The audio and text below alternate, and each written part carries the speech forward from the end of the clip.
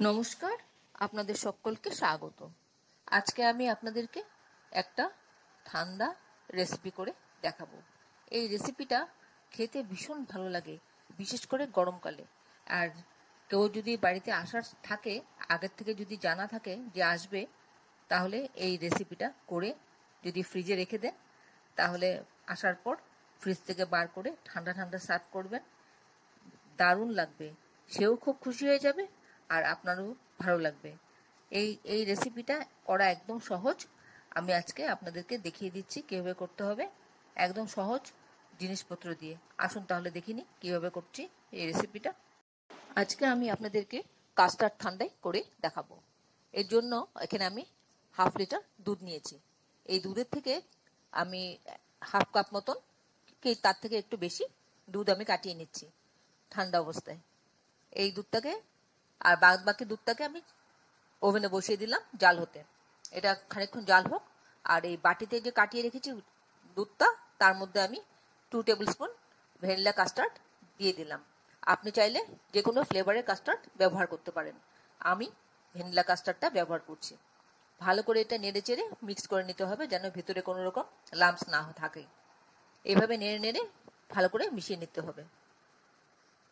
এদিকে যে বসিয়ে রেখেছিলাম ওভেনে, তাতে আমি চিনি দিয়ে দিলাম স্বাদ মতন। 2 টেবিল স্পুন চিনি দিয়ে দিলাম আমি। খুব বেশি মিষ্টি আমি দেব না, আপনি চাইলে আরো বেশি দিতে পারেন, কম বেশি করতে পারেন। চিনিটা মেল্ট হওয়া পর্যন্ত এটা নেড়ে যাব। আর তারপর এই কাস্টার্ডটা যেটা মিশিয়ে রেখেছি সেটা আবার একটু ভালো করে নেড়ে চেড়ে দেবো, কারণ কাস্টার্ডটা একটু নিচের দিকে বসে যাওয়ার প্রবণতা থাকে। সেই জন্য ভালো করে নেড়ে দুধের মধ্যে অল্প অল্প করে দেব আর নাড়তে থাকবো সমানে। এভাবে নাড়তে নাড়তে একটা ঘন কাস্টার্ডের একটা প্রিপারেশন তৈরি করে নিচ্ছি।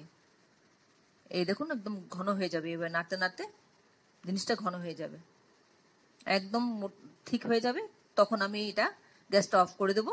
অফ করে দিয়ে নামিয়ে নেব। নামিয়ে খানিকক্ষণ নাড়াচাড়া করে, আবার যাতে উপরে একটা সরের মতন বসে না যায়, তার জন্য খানিকক্ষণ নাড়াচাড়া করে ঠান্ডা করে নেব। তারপর আমি এটাকে ফ্রিজে রাখবো 2 ঘন্টার জন্য, ফ্রিজে ঠান্ডা হওয়ার জন্য। ফ্রিজে যখন জমে যাবে, ঠান্ডা হয়ে যাবে 2 ঘন্টার মধ্যে, তখন আমি এটা বার করে নিয়ে আপনাদের কাছে আসবো। দেখুন এরকম ঘন হয়ে গেছে। এরকম এবার আমি বন্ধ করে দিলাম সুইচটা, দিয়ে নামিয়ে আমি খানিকক্ষণ নাড়াচাড়া করে নিচ্ছি।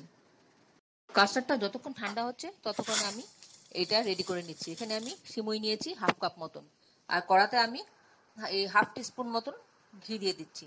দিয়ে এই সিমুইটাকে দিয়ে আমি একটু ভেজে নেব, হালকা করে ভেজে নেব। হালকা ব্রাউন ব্রাউন কালার যখন হবে আর সুন্দর একটা এরোমায় বেরোতে থাকবে, তখন আমি গ্যাসটা অফ করে দেবো। গ্যাসটা অফ করে দিয়ে খানিকক্ষণ এইভাবে নাড়াচাড়া করতে থাকবো, যাতে এটা পুড়ে না যায়। আর এদিকে অন্যদিকে আমি একটা বাটিতে খানিকটা দুধ আমি রেখেছিলাম, ফুটন্ত দুধ রেখে তাতে চিনি দিয়ে দিয়েছিলাম 1 টেবিল স্পুনের মতন। সেটার মধ্যে আমি সিমুইটা দিয়ে দিলাম। সিমুইটা দিয়ে আমি খানিকক্ষণ স্ট্যান্ডিং টাইম দেবো, যাতে এটা ভিজে ওঠে। 2 ঘন্টা বাদে আমি ফ্রিজ থেকে বের করে নিয়ে এসেছি। কাস্টার্ডটা একদম জমে গেছে। এবার আমি এটাকে ভালো করে ফেটিয়ে নিচ্ছি হুইস্কার দিয়ে, যাতে খুব একদম সফট হয়ে যায়। দেখুন একদম রানি কনসিস্টেন্সি হয়ে গেছে দেখুন, একদম লিকুইড মতন হয়ে গেছে। এবার গ্লাসের মধ্যে আমি অল্প অল্প করে দিয়ে দেব। আপনারা যারা এখনো পর্যন্ত আমার চ্যানেলটাকে সাবস্ক্রাইব করেননি, ঝটপট সাবস্ক্রাইব করে নিন। আপনাদেরকে আমাদের মাঝে দেখতে পেলে আমাদের খুব ভালো লাগবে। এবার এর মধ্যে আমি দিয়ে দিচ্ছি সেই সিমুইটা। আমি দুটোর মধ্যে ভাগ করে সমান সমান করে দিয়ে দিচ্ছি সিমুই। এর ফলে এটা মুখের মধ্যে পড়বে, সিমুইটা খেতে খুব ভালো লাগবে। তারপর আমি দুটোর মধ্যে সমান করে দিয়ে দিচ্ছি সিমুইটা, দুধটা সমেত। এবার একটু ভালো করে নাড়াচাড়া করে নিচ্ছি আর একটু কাস্টার্ড দিয়ে। দেখুন কি সুন্দর লাগছে দেখতে, খুব রিফ্রেশিং হয় খেতে। একদম অনেকটা এত ভালো লাগে যে মনে হচ্ছে যেন কিছু আইসক্রিম টাইসক্রিম এই ধরনের কিছু খাচ্ছি, এরকম মনে হবে খেলে। ভালো করে নাড়াচাড়া করে এবার উপর থেকে আমি একটু গার্নিশ করে দেব। উপর থেকে গোলাপের পাপড়ি দিয়ে আমি গার্নিশ করে নিলাম, দেখতে খুব সুন্দর লাগবে। এতক্ষণ ধৈর্য ধরে আমার এই রেসিপিটা দেখার জন্য আপনাদেরকে অসংখ্য অসংখ্য ধন্যবাদ। আপনারা সকলে ভালো থাকবেন, সুস্থ থাকবেন, ঈশ্বরের কাছে কামনা করি। আর এই ধরনের নতুন নতুন রেসিপি দেখতে আমার চ্যানেলটাকে সাবস্ক্রাইব করে নেবেন, পাশে বেল আইকনটা অ্যাক্টিভেট করে নেবেন। তাহলে আসি বন্ধু, নমস্কার।